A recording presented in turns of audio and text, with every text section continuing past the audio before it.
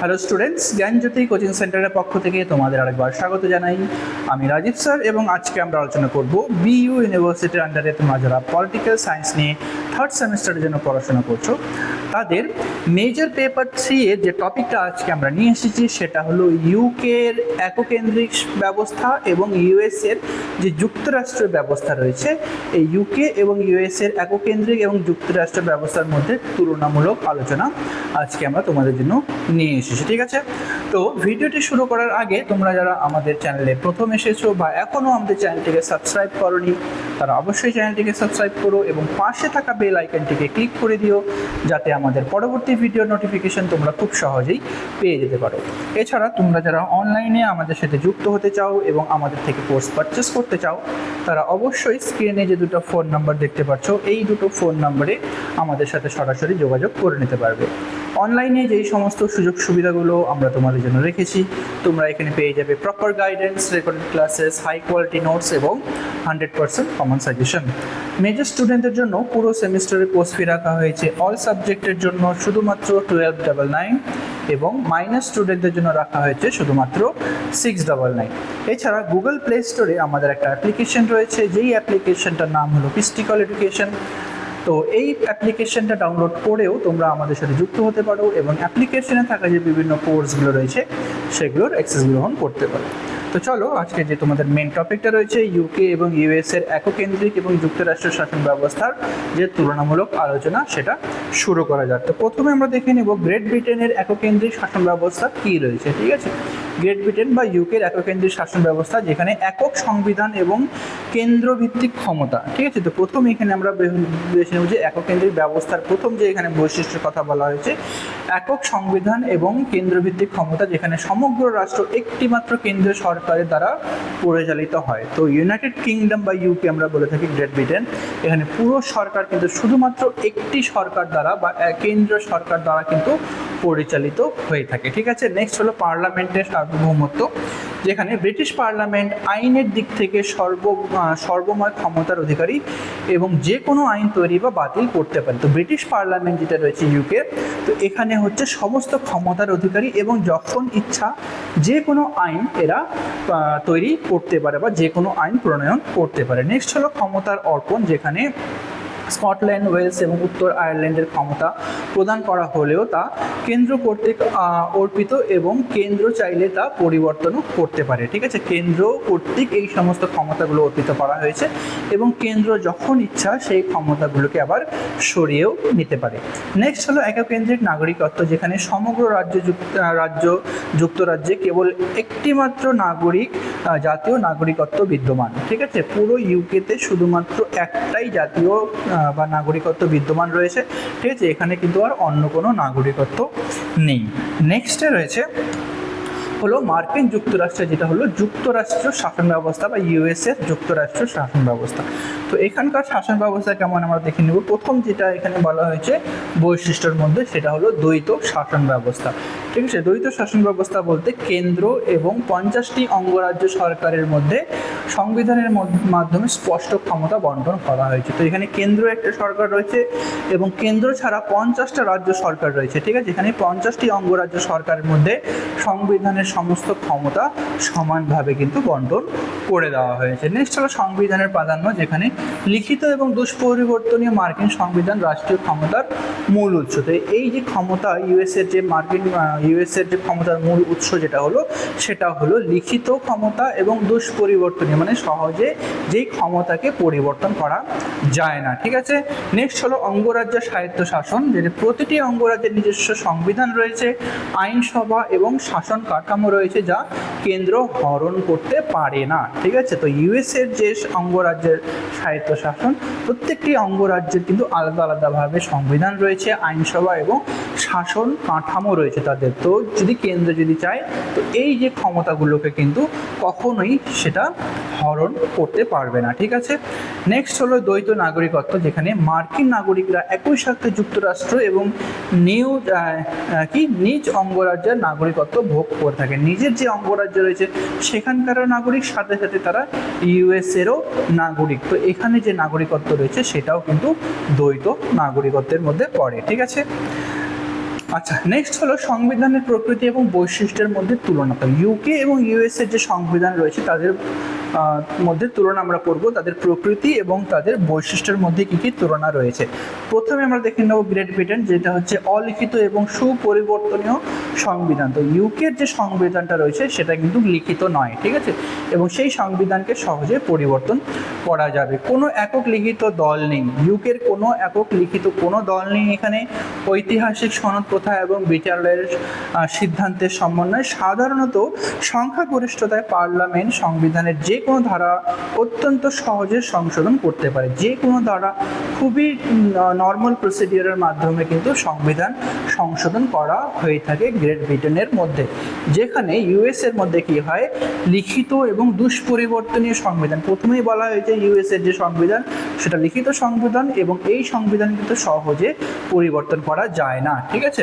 1787 সালে প্রণীত বিশ্বের সর্বপ্রাচীন লিখিত সংবিধান দ্বারা পরিচালিত, সব থেকে প্রাচীন সংবিধান দ্বারা এই সংবিধান কিন্তু পরিচালিত রয়েছে। সংশোধন প্রক্রিয়া অত্যন্ত জটিল।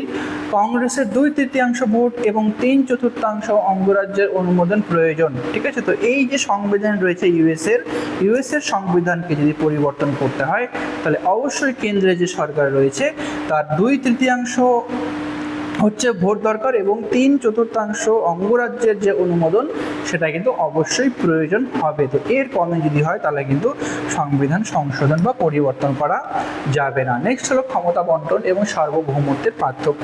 তো ক্ষমতা বন্টন এবং সার্বভৌমত্বের পার্থক্য ইউএস এবং ইউকের মধ্যে কী কী রয়েছে। প্রথমে আমরা দেখে নিব কেন্দ্রীয় নিয়ন্ত্রণ, যেটা হচ্ছে ইউকের মধ্যে। সমস্ত ক্ষমতার মূল উৎস কেন্দ্রীয় সরকার। তো ইউকের যতগুলো ক্ষমতা রয়েছে সমস্ত ক্ষমতা কিন্তু কেন্দ্রীয় সরকার দ্বারা এখানে আরোপ করা হয়ে থাকে। স্থানীয় বা আঞ্চলিক স্থানগুলো কেবল কেন্দ্র দ্বারা অর্জিত ক্ষমতা প্রয়োগ করে। কেন্দ্র যে ক্ষমতা দিয়ে থাকে সেই ক্ষমতাগুলোই কিন্তু স্থানীয় ক্ষেত্রে, কেন্দ্রীয় ক্ষেত্রে বা যে কোনো ক্ষেত্রে ইউকের পুরো জায়গাতে কিন্তু কেন্দ্র দ্বারা নিয়ন্ত্রিত বা নিয়মিত যে সমস্ত ক্ষমতাগুলো রয়েছে সেই ক্ষমতাগুলোই কিন্তু অর্পিত হয়ে থাকে।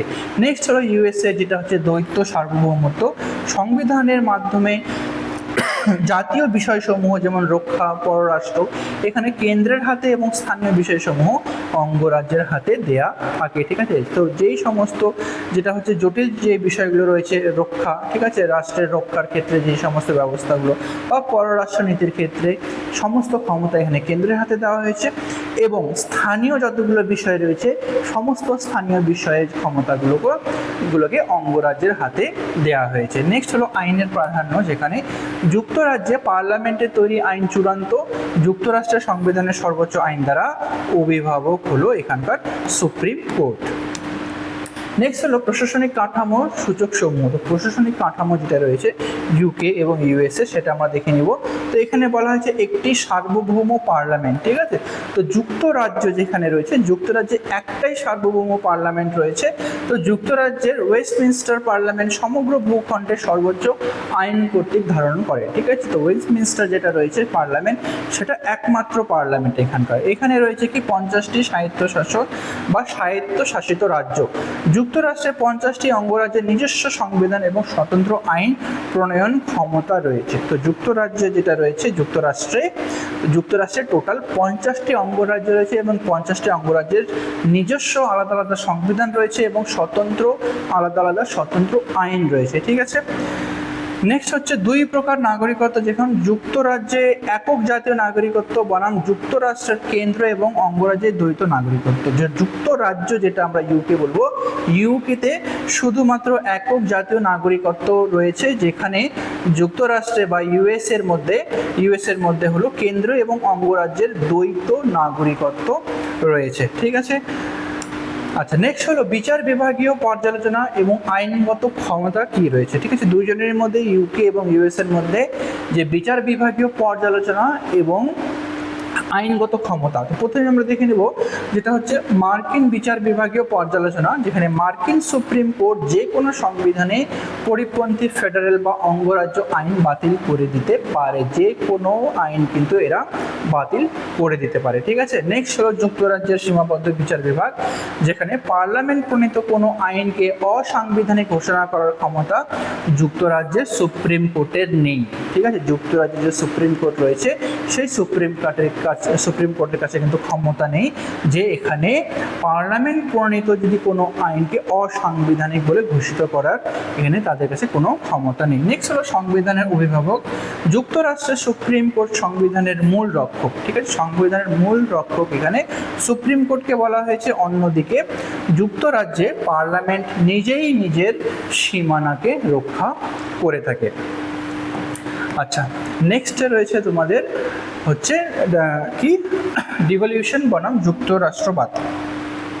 তো ক্ষমতা অর্পণ, তো আমরা প্রথমে দেখে নেব যে ইউকে মার্কিন যুক্তরাষ্ট্র এখানকার ডিভলিউশন কি রয়েছে বা ক্ষমতা অর্পণ, ঠিক আছে। ক্ষমতা অর্পণ ব্যাপারটা কি আমরা দেখে নেব যে স্কটল্যান্ড বা ওয়েলসকে দেওয়া ক্ষমতা সংবিধানত নয় এবং বরং কি কেন্দ্র ইচ্ছা অনুযায়ী যে কোনো সময় এই ক্ষমতা হ্রাস বা বাতিল করে দিতে পারে, ঠিক আছে। তো কেন্দ্র যেই তাদের ইচ্ছা মতো যে তাদেরকে ক্ষমতা দেওয়া হয়েছে, স্কটল্যান্ডকে যে ক্ষমতা দেওয়া হয়েছে, যদি কেন্দ্র যদি চায় তাহলে নিজের ইচ্ছা অনুযায়ী যে কোনো সময়ে এই ক্ষমতাকে তারা কিন্তু বাতিল করে দিতে পারে, ঠিক আছে।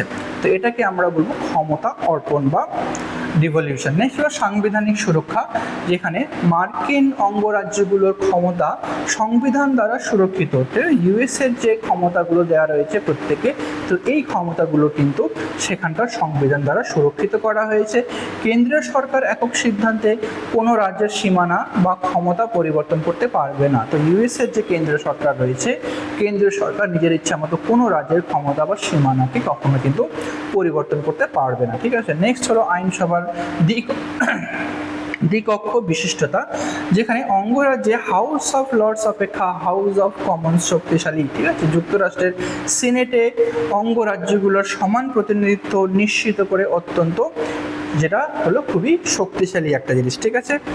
আচ্ছা, নেক্সট হলো উভয় ব্যবস্থার মূল্যায়ন। এবার ইউএসএ এবং ইউকে যে এককেন্দ্রিক এবং যুক্তরাষ্ট্রের শাসন ব্যবস্থা রয়েছে, যেখানে ইউকের যে এককেন্দ্রিক একনায়কতন্ত্র এবং ইউএসএ যে যুক্তরাষ্ট্র শাসন ব্যবস্থা, এদের মূল্যায়ন। তো প্রথমে আমরা দেখে নেব এককেন্দ্রিক ব্যবস্থার সুবিধা কি কি রয়েছে। ইউকের যে এককেন্দ্রিক শাসন ব্যবস্থা, এর কিছু সুবিধাও রয়েছে। যেমন প্রথম যে সুবিধাটা এখানে দেওয়া হয়েছে সেটা হলো দ্রুত সিদ্ধান্ত গ্রহণের একটা সুবিধা এখানে দেখা যায়।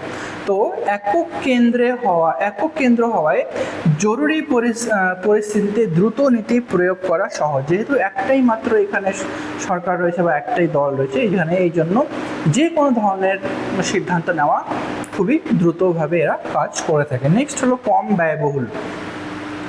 একাধিক রাজ্য সরকার বা দ্বৈত প্রশাসন না থাকায় প্রশাসনিক ব্যয় তুলনামূলকভাবে কম। যেহেতু একটাই মাত্র সরকার রয়েছে, এই জন্য তাদের যে একাধিক রাজ্য সরকারকে যতটা ব্যয় করতে হতো বা দ্বৈত প্রশাসন না থাকায় প্রশাসনিক যতগুলো ব্যয় রয়েছে তুলনামূলকভাবে প্রশাসনিক ব্যয় এখানে কম হয়ে থাকে। নেক্সট রয়েছে যুক্তরাষ্ট্রীয় ব্যবস্থারও কিছু সুবিধা, যেটা হচ্ছে ইউএসের যে যুক্তরাষ্ট্র ব্যবস্থা। তো এই যুক্তরাষ্ট্র ব্যবস্থার যে সুবিধাগুলো প্রথমে আমরা দেখে নেব কি স্বৈরাচার প্রতিরোধ করে। তো ক্ষমতা কেন্দ্র এবং রাজ্যের মধ্যে বিভাজিত থাকায় একক স্বৈরাচারী শাসনের সুযোগ এখানে থাকে না, ঠিক আছে। যেহেতু এখানে যুক্তরাষ্ট্রের শাসন ব্যবস্থা রয়েছে, কেন্দ্রে একটা সরকার রয়েছে এবং কেন্দ্র ছাড়া বাকি 50টা আলাদা আলাদা অঙ্গরাজ্যের মধ্যে শাসন ক্ষমতা বিভক্ত করে দেওয়া হয়েছে। এই জন্য কোনো একটি সরকারের পক্ষে স্বৈরাচারী হয়ে ওঠার যে বিষয়টা এখানে কিন্তু থাকে না, ঠিক আছে। নেক্সট হলো আঞ্চলিক বৈচিত্র্য রক্ষা, যেখানে বিশাল এবং বৈচিত্র্যময় দেশের স্থানীয় চাহিদা মেটাতে অত্যন্ত উপযোগী, ঠিক আছে। তো ইউএসের যে ভৌগোলিক যে সীমানা রয়েছে সেটা খুবই বড়। তো একটি মাত্র সরকার যদি কাজ করতো তাহলে এখানে পুরো অত বড় একটা ভৌগোলিক সীমানায় প্রত্যেক মানুষের যে চাহিদাগুলো রয়েছে সেটা সঠিকভাবে পালন করা তাদের জন্য খুবই একটা কষ্টকর ব্যাপার হয়ে যেত। এই জন্য যে বিশাল এবং বৈচিত্র্যময় দেশের স্থানীয় যে চাহিদা, এই সমস্ত স্থানীয় চাহিদা মেটাতে বাকি যে অঙ্গরাজ্যে যে আলাদা আলাদা সরকার বা আলাদা আলাদা নিয়ম বা সমস্ত কিছু দেওয়া হয়েছে, তার ক্ষমতা দেওয়া হয়েছে, সেই ক্ষমতা প্রয়োগের মাধ্যমে প্রত্যেক মানুষের এখানে যে চাহিদা মেটাতে তারা খুবই উপযোগী হয়ে ওঠে। তো এটাই ছিল আজকে তোমাদের আলোচনার বিষয়। ভিডিওটি যদি তোমাদের ভালো লেগে থাকে তাহলে অবশ্যই লাইক আর কমেন্ট করো। দেখা হবে পরবর্তী ভিডিওতে নতুন কোনো টপিক নিয়ে। ততক্ষণ পর্যন্ত ভালো থেকো, সুস্থ থেকো। এবার হয়ে গেছে, বন্ধ করে দে।